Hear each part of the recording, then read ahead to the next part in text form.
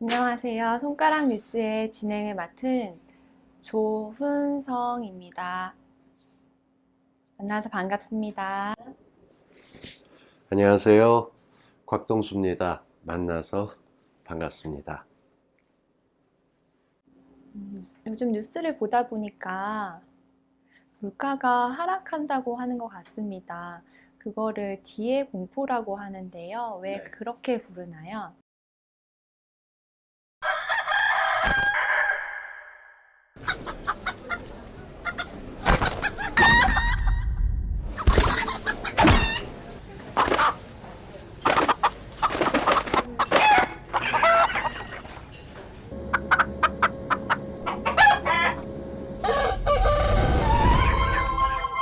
사람보다 높은 벼슬이 있을까요?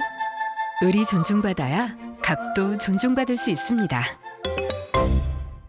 그 D라고 하는 게 영어로는 depression을 뜻합니다. 경기 하락이나 침체 정도로 될 수 있는데 그 초창기 미국 경제가 막 살아나고 있었다가 갑자기 디프레션이라는 얘기가 튀어나오니까 사람들은 경기가 하강하고 침체하게 되면 문제 있는 거 아니야? 그러면서 돈도 아끼게 되고, 그래서 돈을 안 쓰다 보니까 기업들은 더 어려워지고, 사람들이 여기저기서 경기 더 나빠진대, 계속 나빠진대 라고 하다 보니까 느끼게 된 거죠.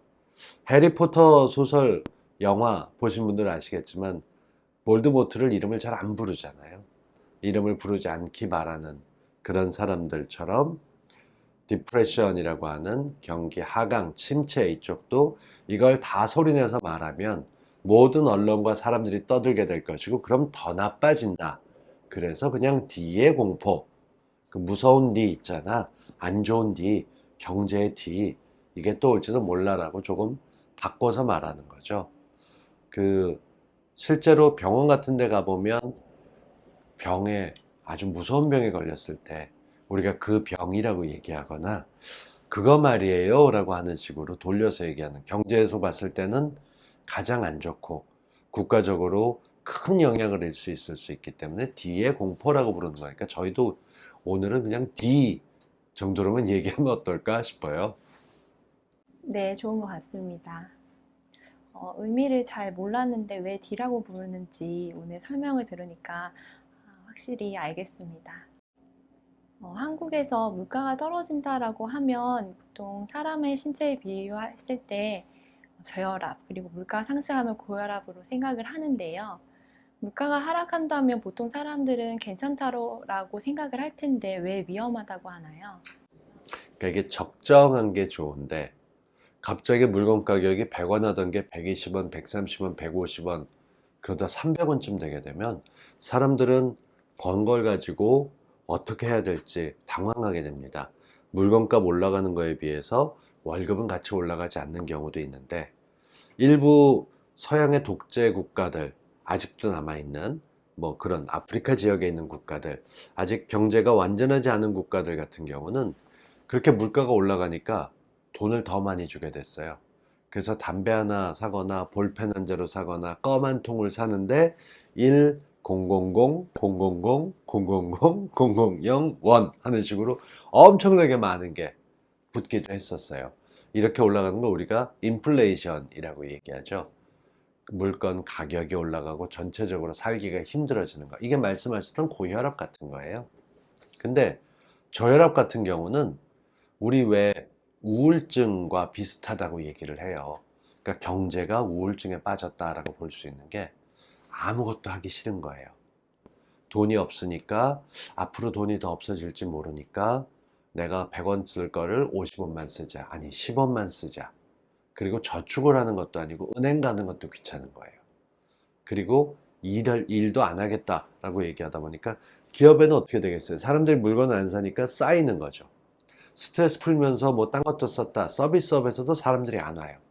그러다 보면 그 회사에서 일하고 있는 사람들이 해직이 되기도 하고. 그러니까 이 D의 공포라고 하는 것은 경제가 안 좋은 방향으로 전혀 안 움직이는, 그래서 방에만 콕 틀어박혀 있는, 그렇지만 실제로는 몸이 아파서 움직이지 못하는 우울증에 비슷하다고 보시면 되겠어요. 이게 정말 시작이 됐던 경우, 실제로 인플레이션보다 더 올라갔던 게 하이퍼 인플레이션이라는 게 있었어요. 그런데 그건 오히려 건질만 했다. 왜?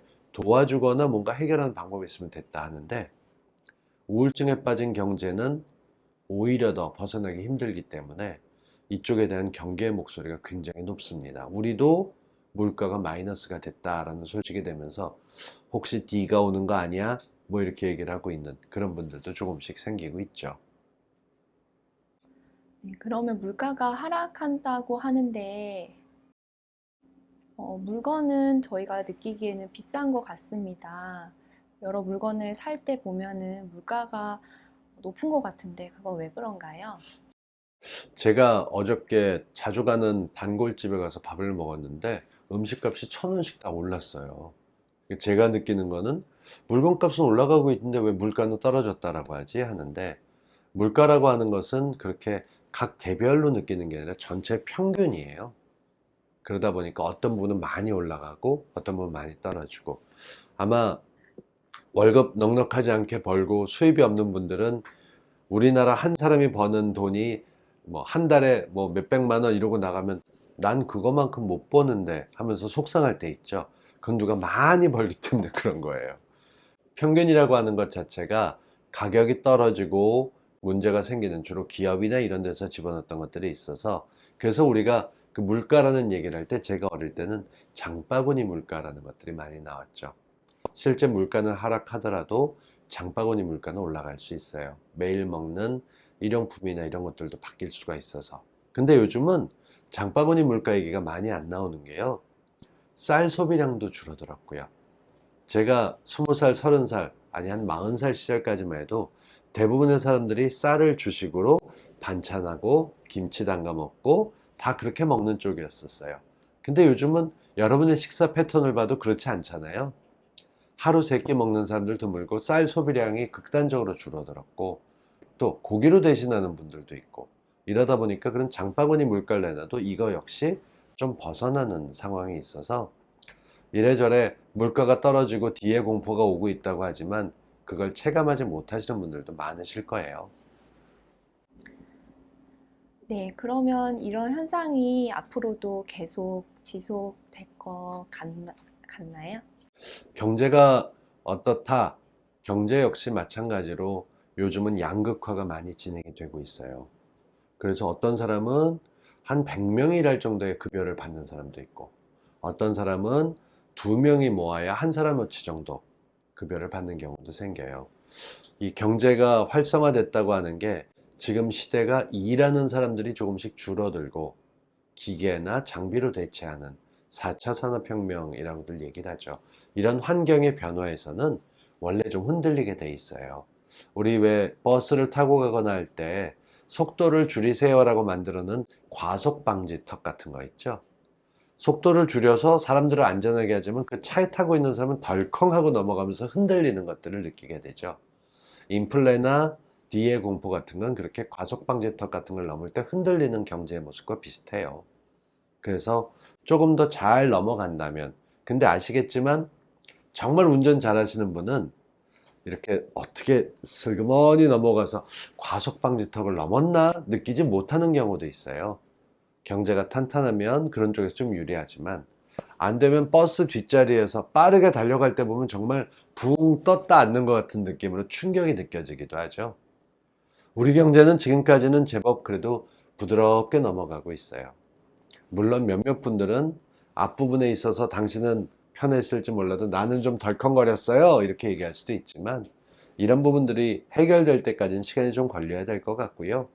이 뒤의 공포에 대해서 벌써부터 막 책임을 져야 된다 얘기하는 분들이 많아요. 근데 아직은 그만큼까지는 아니고요.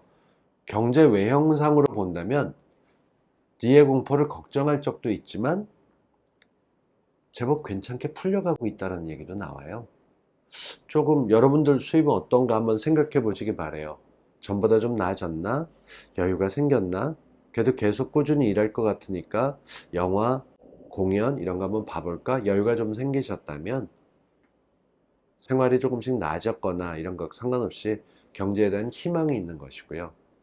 아무것도 하지 말고 그냥 나 돈 아끼고 있을 거야 이런 마음을 쓰고 있다면 그건 경제에 대한 걱정이 많다는 뜻이니까요. 개별적으로 보는 경제 지표, 요즘 내 경제는 어떤지 한번 생각해 보시면서 좋다, 나쁘다, 괜찮다, 아니다, 이거 구분해 보셔도 실물 경제를 이해하시는 데는 굉장히 도움이 될 겁니다. 네, 오늘 좋은 말씀 감사드리고요. 오늘 물가 상승 하락에 대해서 많은 이야기를 들을 수 있는 좋은 시간이었던 것 같습니다. 오늘 저희의 영상을 보시고 유익하셨다면 좋아요와 구독 많이 눌러주시기 바랍니다. 감사합니다. 고맙습니다.